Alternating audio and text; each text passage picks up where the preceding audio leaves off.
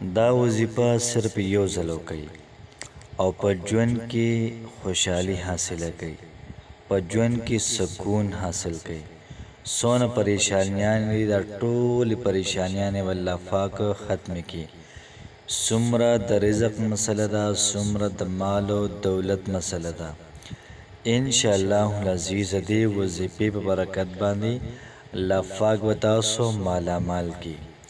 او د ټولو نه غټه پیدا، لویه پیدا دا ده، د چا پلار وفات شوی وي، د چا مور وفات شوی وي، د چا خور، د چا ښځه وفات شوی وي، یا دغه رنګې د چا رشته دار دا وفات شوی وي او دا کلمات یې ویلې او هغه پسې د دې کلماتو ثواب وربهو، نو که محترمو دغه سړی جهنم کې وي، دا به بالکل کنفرم جنتي شي. الله پاک به د دې کلماتو په وجه باندې جنت ته بوځي. د دې حوالې سره او تفصیلا واقع درته پیش کوم. بسم الله الرحمن الرحیم. السلام علیکم ورحمت الله وبرکاته.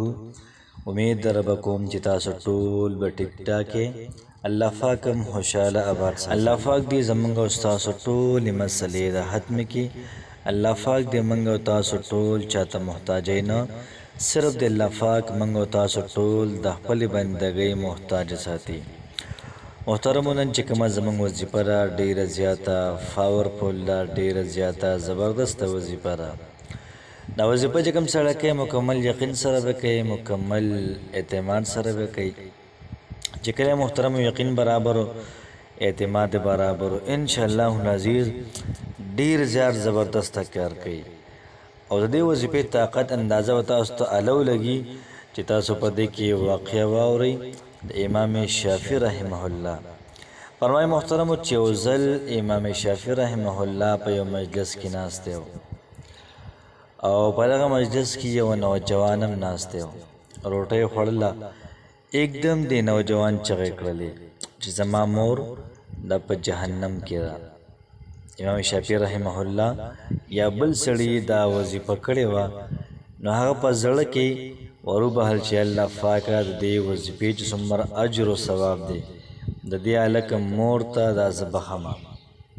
څنګه چې ثواب وروبهو، دغه هلکه ناګهانه بیا داسې چغه غوندې ویستله او دا وی چې زما مور دا اوس په جنت کې ده. دومره بهترینه وظیفه ده. نو یا ساتئ چې مال و دولت سره انسان محترم بالکل مالامال کی، دومره ناشنا وظیفه ده. نو کوشش محترم دا کوو چې وظیفه په خپله هم وکړو، دغه رنګې ملګرو سره هم شیر کړو. دغه رنګه وظیفه لږه اوږده ده، خو که یو سړی په خپله نشي کولی ځان سره یې څوک کښېنوي. وظیفې ترتیب به داسې وي چې کله موږ دا وظیفه کوو نو موږ به 70,000 پیرې لا اله الا الله دا ووایو، لا اله الا الله، لا اله الا الله. کلمات محترمو ښه په اطمینان او په سکون باندې وي. بعضې وخت کې موږ تعدي کوو لا اله الا الله په ځای لا اله الا الله ایسته وایو، نو یو قسم لا ګناهګاریږي سړی بیا. نو لا اله الا الله یا په سلم ځل باندې یا چې 200 پیره برابر شي محمد رسول الله دا ویل پکار دي.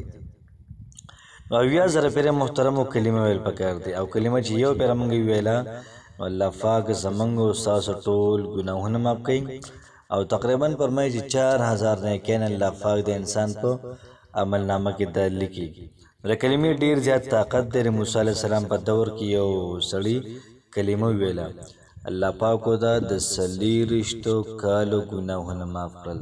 الله پاکو ته وایي چې بنده کلمه کې څه دي، لا اله الا الله موسی کلیم الله، 24 حرفونه به کېږي او د 24 حرفونو په بدل کې الله پاک ستاسو د 24 کالو ګناهونه دا معاف کړل. یو ځل موسی علیه السلام الله پاک ته وی پروردګاره یو ذکر راته وښایه چې صرف زه به تا یادوم. الله پاک ورته وی لا اله الا الله دا ذکر کوه. دویم نمبر کې محترمو استغفار، استغفر الله، استغفر الله، استغفر الله یا استغفر الله ربي من كل ذنب واتوب الیه دا محترم اویا زر پیری استغفار ختم دی.